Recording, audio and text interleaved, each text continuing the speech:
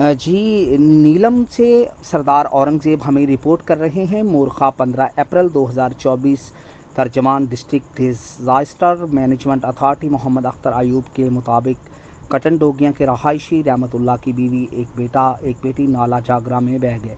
बच्चा शदीद ज़ख्मी हालत में रेस्क्यू कर लिया गया, जबकि वालदा की डेड बॉडी रिकवर कर ली गई। बच्ची की नाश की तलाश जारी है। डिस्ट्रिक्ट डिज़ास्टर मैनेजमेंट अथॉरिटी के मुताबिक सफ़ेदा बीबी ज़ौजा रहमतुल्लाह उम्र 35 साल की नाश मिल गई है, जबकि फैज़ान अहमद वल्द रहमतुल्लाह उम्र 10 साल को जंबर हस्पताल में इब्तदाई तिब्बी अमदाद के बाद तशवीशनाक हालत में मुजफ्फराबाद रेफ़र कर दिया गया है। अतीबा बीबी दुख्तर रहमतुल्लाह उम्र 5 साल की नाश की तलाश जारी है।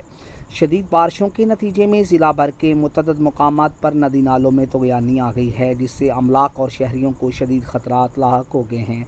शाहरा नीलम मुतअद्दिद मकामात पर लैंड स्लाइडिंग की ज़िद में है। मुसलसल बारिश में महकमा शाहरात का अमला शाहरा नीलम को मुकम्मल बहाल रखने में मसरूफ़ अमल है। Chairman district disaster management authority deputy commissioner Raja R Mahmood ने शहरियों सियाह हजरात से एहतियाती तदाबीर इख्तियार करते हुए महफूज मकामात पर मुंतकिल होने की ताकीद की है। उन्होंने मौसम साफ़ होने तक सियाह हजरात से नीलम का सफ़र करने से इज्तनाब बरतने की अपील की है। जी नाज़रीन, अब तक के लिए इतना ही। अपने होस्ट खुर्रम शहजाद मलिक को इजाज़त दीजिए। नई ताज़ा तरीन अपडेट के साथ दोबारा बुलेटिन में शामिल होंगे।